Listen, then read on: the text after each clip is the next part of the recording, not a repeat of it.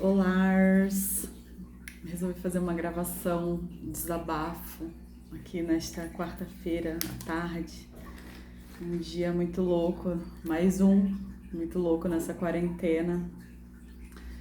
Depois de completar recentemente um ano já de home office e tudo mais, e muitos acontecimentos, todo dia a gente vive, né, grandes desafios, cada um na sua esfera, cada um dentro do seu contexto, né?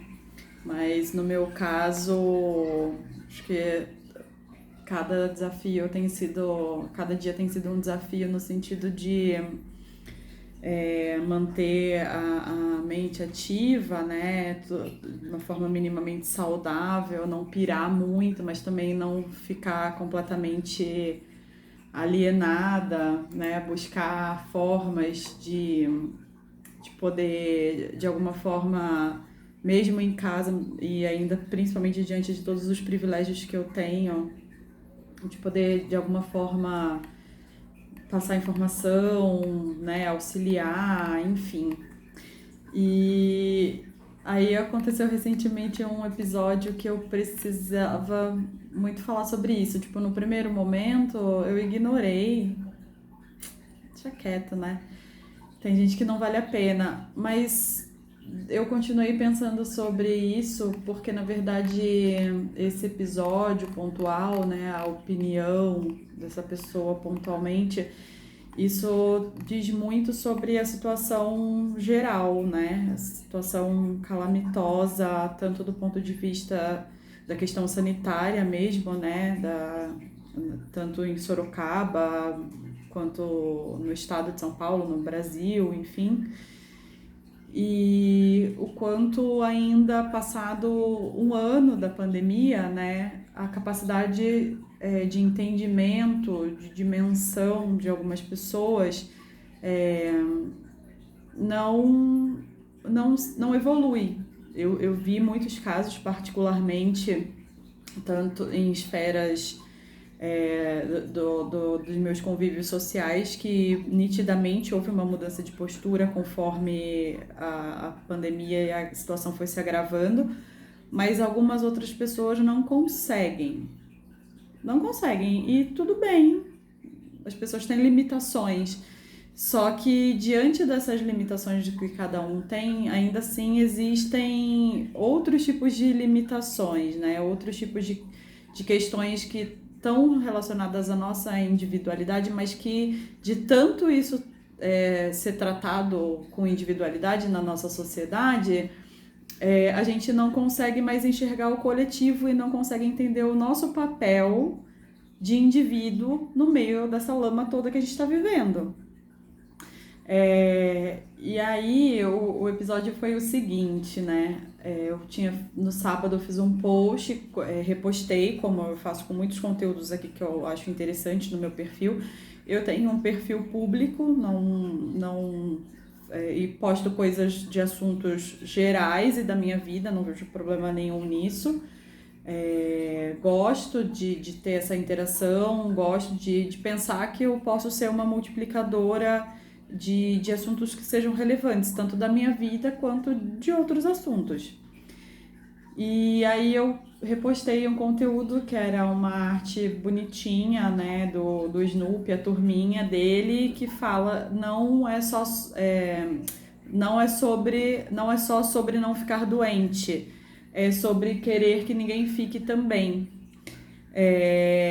E aí foi engraçado, até conversei com a minha cunhada, porque eu não sou produtora de conteúdo, né? Eu posto minhas coisas aleatórias, mas eu achei engraçado porque, tipo, teve mais de 1.400 curtidas. 1.400 curtidas, inclusive. E eu achei aquilo muito louco, mas, né, enfim, achei que fosse realmente em relação ao tema e por conta do perfil da pessoa que eu havia compartilhado esse conteúdo. Mas beleza, o ponto não é sobre o algoritmo do Instagram. O ponto é porque uma pessoa foi lá e comentou. E aí eu vou reproduzir, né? Diante da mensagem que não é só sobre não ficar doente, é sobre querer também que ninguém fique. E no texto não tinha nenhum outro complemento a não ser, além de bom sábado e se cuidem, né? E na mensagem da pessoa que eu repostei tava simples assim, e emojis de casinha. Não existia nenhuma mensagem mais profunda além disso. E aí essa pessoa comentou, não é sobre querer que todos sobrevivam, seja no que diz respeito à saúde e o que diz respeito a trabalhar para seu sustento. Não está nada bom. Chega de defender só uma causa. São duas causas. Empatia é o que se deve ter. Como meu perfil é público, né? Quem comenta está de acordo com outras pessoas verem e também interagirem, enfim.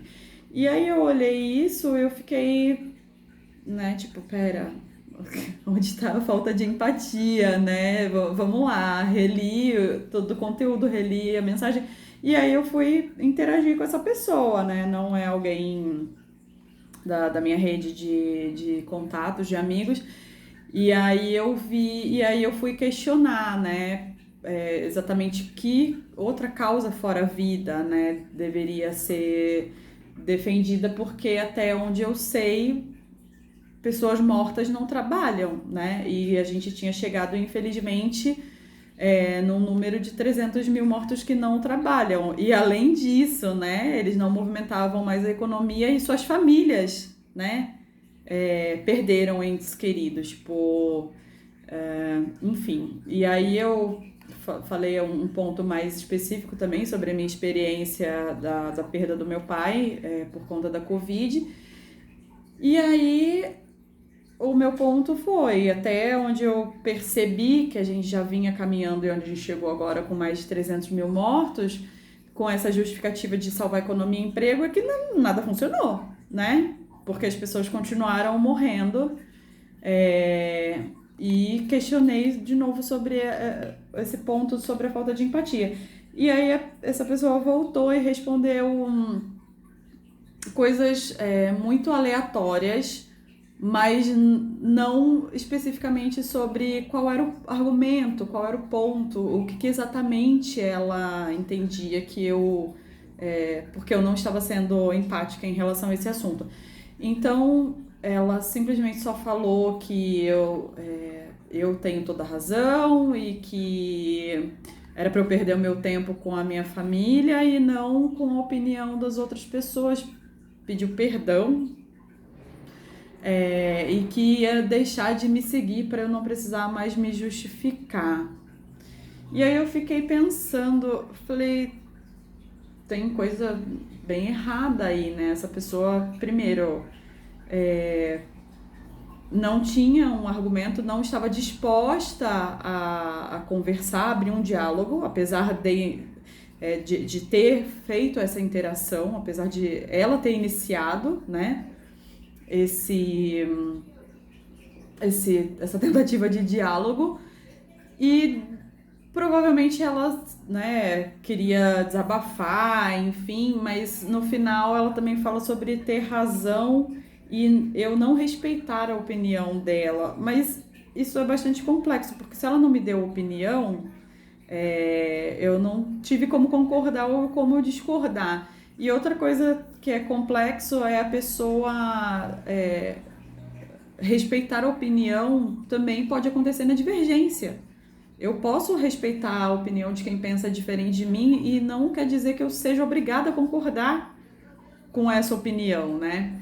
Então, existe aí toda essa questão de você minimamente estar disposto a ouvir o outro, a trocar, né? E se você não está minimamente bem, né, emocionalmente, é melhor você pegar o telefone e falar com um amigo, desopilar, dar risada, falar merda, desabafar. É muito mais útil do que sair por aí na internet tomando esse tipo de atitude, porque, enfim, isso não leva a lugar nenhum, muito menos a uma discussão saudável, onde um aprende, o outro aprende, um fala, o outro escuta, concordam, discordam e chegam em algum lugar, né? Enfim, mas o ponto todo que me deixou bem reflexiva depois de tudo isso é ainda em relação ao entendimento, a falta de entendimento das pessoas em relação a como cada escolha hoje afeta todo o contexto do que a gente está vivendo.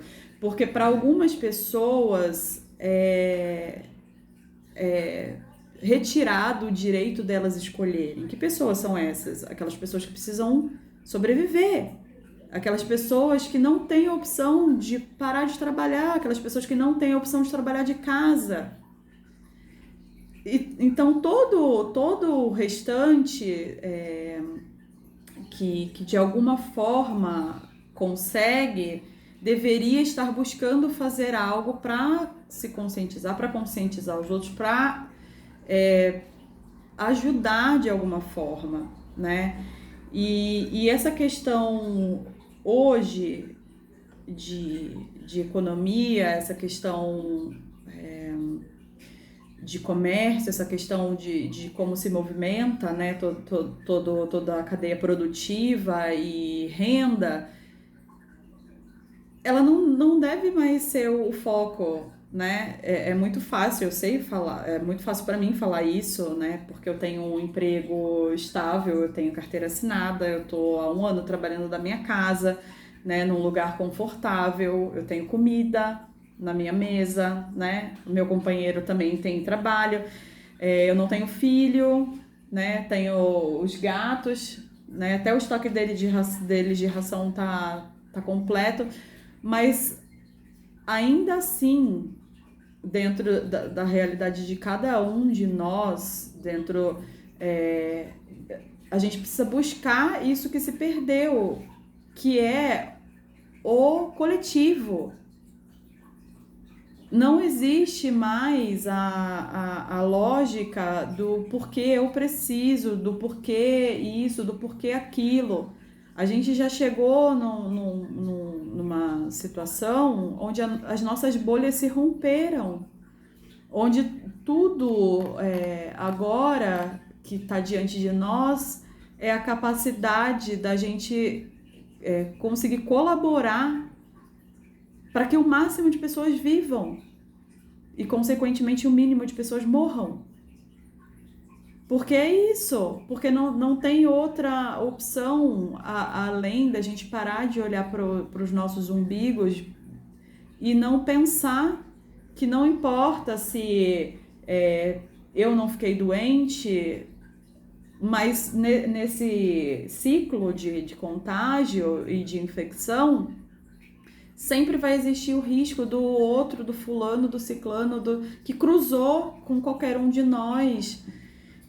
E aí, quando a gente para e se enxerga enquanto peça fundamental no coletivo, a gente vê que a nossa individualidade sofre restrição. E isso incomoda não poder sair, incomoda não poder ter tudo que era feito na nossa vida antes.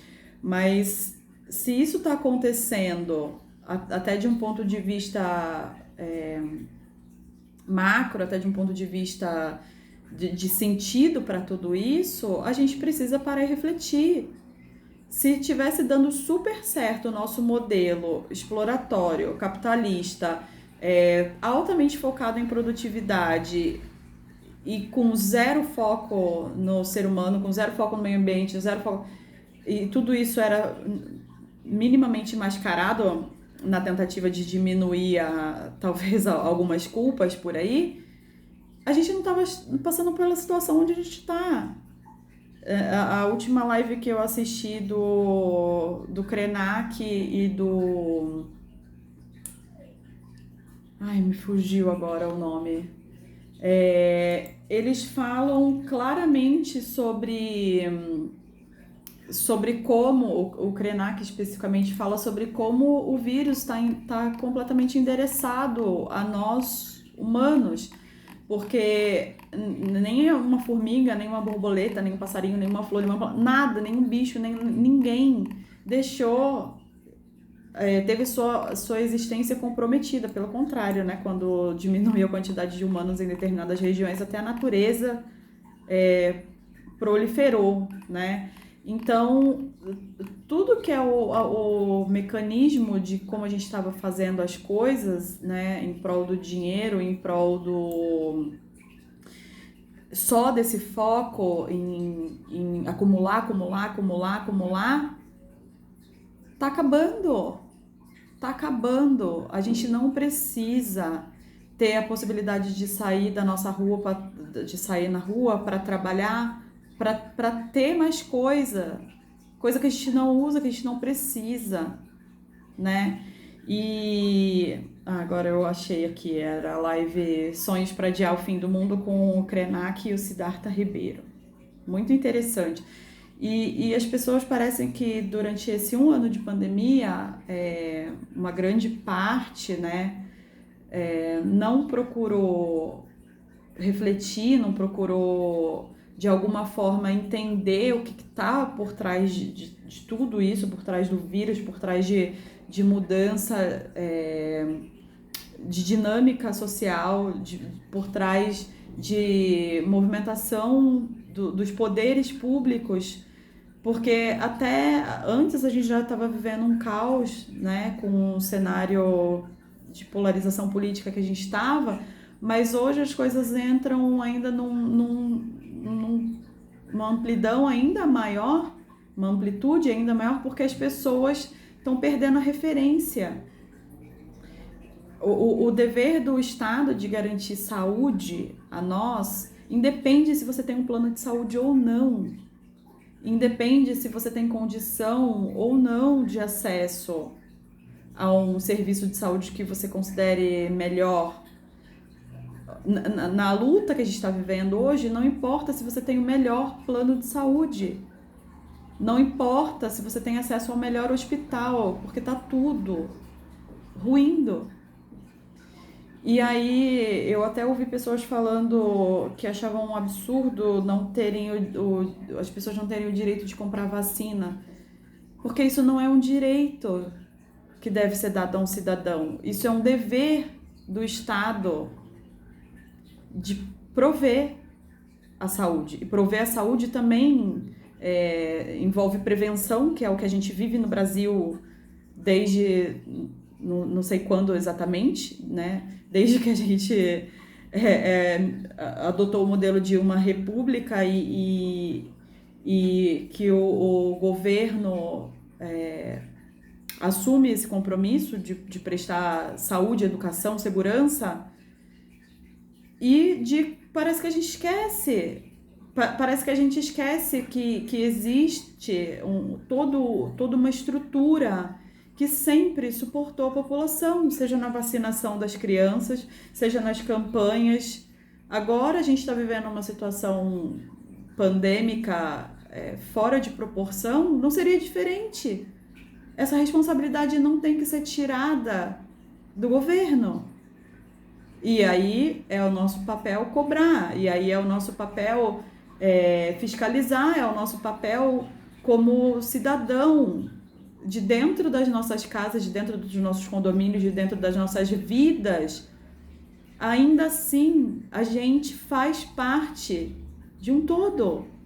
A gente faz parte de um bairro, a gente faz parte de uma cidade, a gente faz parte de um estado, de um país que também está ruindo. Só que, além de tudo isso, a gente faz parte de algo muito maior, porque a gente tá aqui existindo. A gente não veio aqui para passear, a gente não veio aqui para fazer coisas a não ser cumprir uma missão da qual a gente se comprometeu. É nisso que a minha crença reside, e é nisso que muitas vezes a gente não encontra resposta para tantas coisas, né? Tantos mistérios, até a própria questão da pandemia envolve muitos mistérios, e a gente vivendo com pessoas que passaram por essa realidade da doença, existem muitos mistérios envolvidos, mas a única coisa que não é mistério é que a gente tem responsabilidade, individualmente e coletivamente. E na semana passada também eu tive uma reunião bem difícil, né? E claramente eu estava muito emocionada e pedi desculpa, né, para quem estava junto comigo nessa reunião, que foi quando eu me dei conta e falei que realmente a sensação que dá é que ninguém aprendeu nada, ou a maioria de nós não aprendeu nada nesse último ano de pandemia. Porque todo o processo de dor e angústia que eu vi muitas famílias viverem, né, até simultaneamente a situação da internação do meu pai, e todo o desespero que eu vi minha irmã passar e que eu passei aqui também à distância, é como se tivesse se repetindo numa proporção muito maior ainda, né? E é o que está acontecendo, porque as pessoas não deram atenção. As pessoas largaram na conta de Deus, largaram na conta, né, do universo, de resolver um vírus que chegou e está contaminando humanos e está matando humanos. E se falta humanidade pra gente, em que buraco maior a gente vai se enfiar? Se até hoje a gente não foi capaz de perceber, se até hoje a gente não é capaz de buscar mecanismos de cobrar, de frear, de trazer para nós aquilo que é o que é necessário, que é vacina, né? E isolamento, e minimamente usar a máscara tampando, né, corretamente o nosso nariz e a nossa boca. Onde mais? Até que ponto, né? Eu vi uma outra live também essa semana de um médico, Miguel de Coleles, falando sobre a declaração do Mourão, dele agora, né? Ele agora achar um absurdo a gente ter chegado nesse nível. Como se existisse um número aceitável de mortes. Precisaram 300 mil pessoas morrerem para um líder, né, de governo como é o nosso vice-presidente entender e se sensibilizar. Até quantas mil mortes a gente vai precisar chegar para boa parte da nossa população se sensibilizar e começar a, de alguma forma, cobrar, né? Enfim, é uma reflexão para desopilar, para botar para fora, né? Para buscar mecanismos que, para mim, fazem sentido. Então, sem qualquer tipo de compromisso em relação ao que está sendo falado, de concordarem comigo ou discordarem, mas enfim, quem quiser de alguma forma interagir, né, respeito, cordialidade, né, a capacidade de você expor as suas ideias de uma forma respeitosa é sempre muito bem-vinda. É isso.